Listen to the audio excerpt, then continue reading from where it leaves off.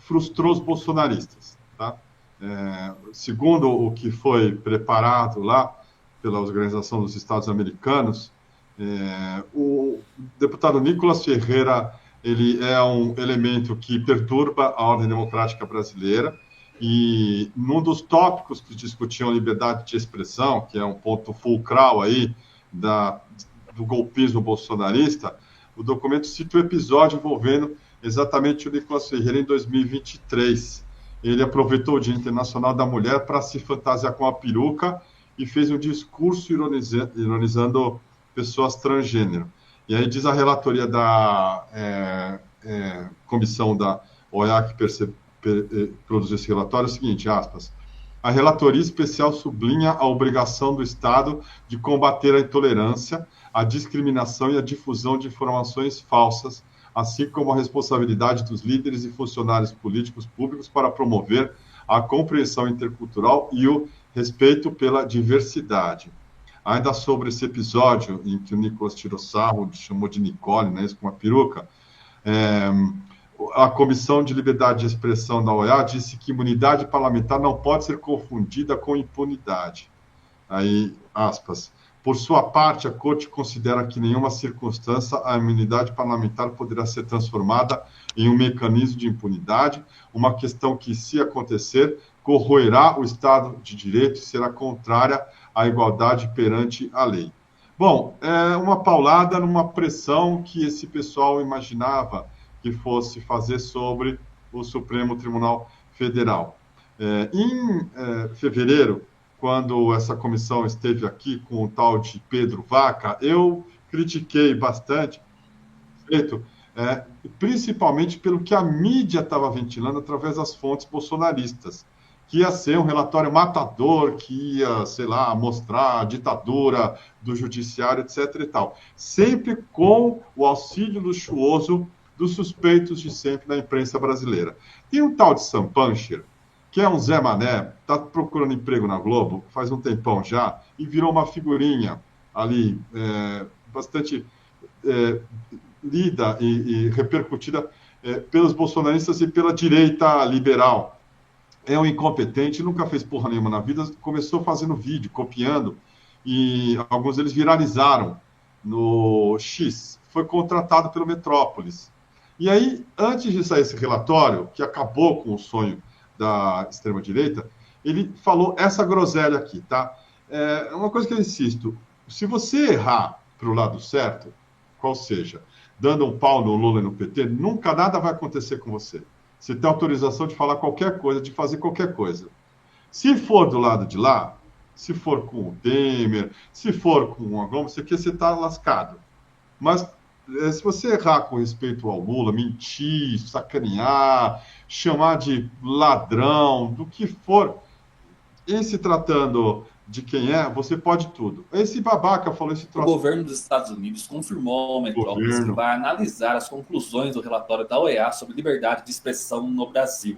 Na semana passada, após entrevistar Pedro Vaca durante sua visita ao Brasil, eu consultei o Departamento de Estado do governo americano para saber se eles estavam acompanhando a visita e tinham interesse no relatório final. A resposta veio hoje através da assessoria da Embaixada Americana no Brasil. A embaixada disse, abre aspas, a liberdade de expressão é um pilar essencial para uma democracia saudável.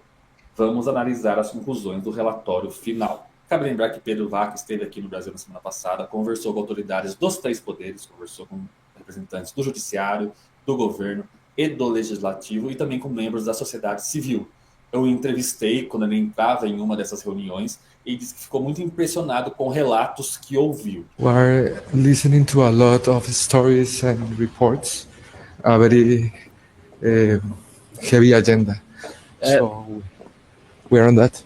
Anything you heard so far is concerning about freedom of speech in Brazil? I mean, the tone of the reports are really impressive. We have to analyze this with calm.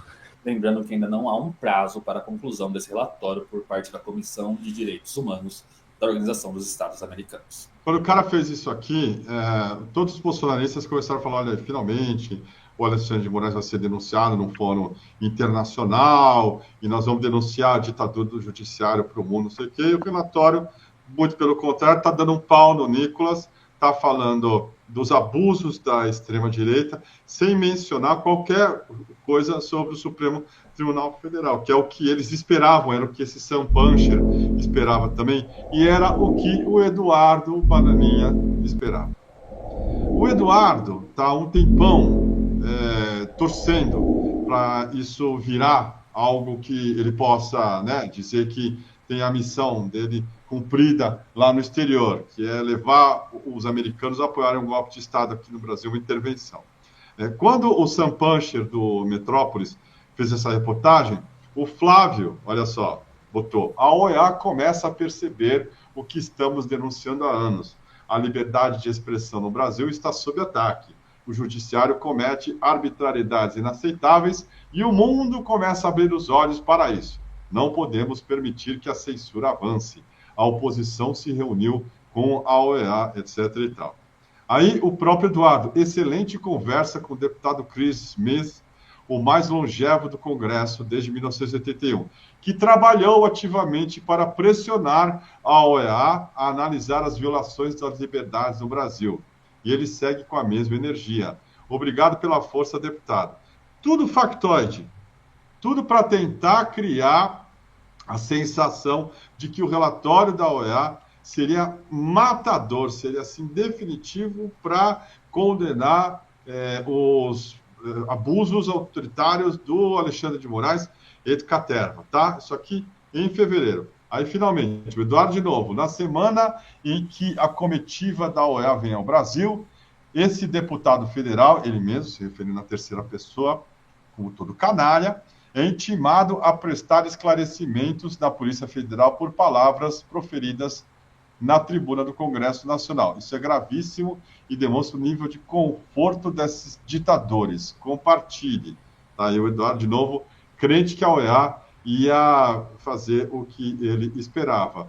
O resultado o frustrou e ele, o que fez? Ao invés de admitir que estava mentindo, estava falando bosta, estava tentando passar para os seguidores dele, que são todos otários, fascistas, a sensação de que ele finalmente ia tirar o Alexandre de Moraes, o mandar prender junto com a cavalaria americana, ele fez isso aqui. A gente leva isso tudo agora no Brasil, nesse momento, ao Pedro Vaca, que é o relator da liberdade de expressão da OEA, que está visitando o Brasil. E olha que interessante, né? Antigamente, Bolsonaro era aquela pessoa sozinha no plenário. Hoje, a gente pode mandar gente para os Estados Unidos para conversar com autoridades americanas, bem como também ainda tem gente suficiente para ficar no Brasil, receber a OEA e denunciar, explanar para eles, né, todos os abusos que estão acontecendo. Eu vi nas matérias da imprensa esse mesmo comentário, que eu acho que é um comentário infeliz, mas ele não determina o que será o relatório do Pedro Vaca. O Pedro Vaca está sob imensa pressão. Metade do orçamento da OEA vem dos Estados Unidos. E ele está olhando para o lado e está vendo o Trump saindo da OMS, saindo do Acordo de Paris. Então, eu acho que o Pedro Vaca ele não vai querer manchar a sua biografia falando que o Brasil está tudo bem, em todo lugar. Mas eu ainda acredito, né, que possa vir sim um relatório consideravelmente honesto, porque também no meio da visita do Pedro Vaca no Brasil, o Samuel Punch, ele pegou no corredor ali o Pedro Vaca, parece que ele não estava acostumado a dar entrevista, né? Mas ele falou que estava assustado com os depoimentos que ele estava recebendo. Ele teve contato com a família do Clezão, ele teve contato com os advogados do Felipe Martins, ele teve contato com o presidente Jair Bolsonaro e várias outras pessoas, né? Gustavo Gaia, a própria Carla Zambelli, que já teve o passaporte cassado. Então, eu espero ainda, né? Eu prefiro não criticá-lo agora, até porque uma crítica agora pode pressioná-lo a serrar a fileira junto com o Alexandre de Moraes e a censura. Então, eu espero ele publicar o relatório dele e, a partir daí, criticar, se for o caso. Mas o que importa agora é que essa é uma visita, uma oportunidade, a gente tem que aproveitar as oportunidades que surgem. E a gente não tem nada a perder. Eu volto a dizer, a visita só aconteceu por causa de muita pressão. Vejam, tem duas cartas do Chris Smith, eu vou botar para vocês, Bruno, as cartas do Chris Smith, ambas endereçadas à presidente da Comissão, Roberta Clark, amiga do Lula, e ao próprio Pedro Vaca. A primeira carta diz assim: o subcomitê de saúde do Chris Smith foi informado sobre sérias alegações de violações de direitos humanos cometidas em larga escala por autoridades brasileiras. Mais notavelmente foram feitas acusações críveis sobre violações em massa de liberdade de expressão, incluindo censura imposta por meio de abuso de autoridade judicial e o silenciamento da mídia de oposição. A gente quer informações. Ou seja, em novembro do ano passado, que foi quando essa visita foi parida, começou a ser planejada, o Chris Smith e os outros deputados falaram assim, esses congressistas falaram assim, nós estamos pedindo informações, ou vocês trabalham, ou chega de dinheiro. E quem banca os caras são os Estados Unidos, sem o dinheiro americano, os salários na babesca dos caras comprometidos. Aí tem que demitir gente, como já me demitiram, o cara perde a vida na babesca. Então não fica esperando boa vontade dos outros, não. A gente vai bater onde dói. Vocês sabem por que não deu para fazer o programa de ontem? Porque eu estou aqui com o deputado Eduardo Bolsonaro, com uma série de reuniões, vocês podem ver no Instagram, algumas delas, com pessoas estratégicas aqui em Washington. Uma delas com o deputado Chris Smith. Foi pedido agora, através do senhor Wilson Corozola, brasileiro, divorciado, advogado, Essa aqui é uma ilustração do que esse pessoal faz. Está sempre no tic-tac, está sempre prometendo uma intervenção. É um golpismo que se perpetua. Eles falaram que ia vir um interventor para cá, aí era o cara da OEA.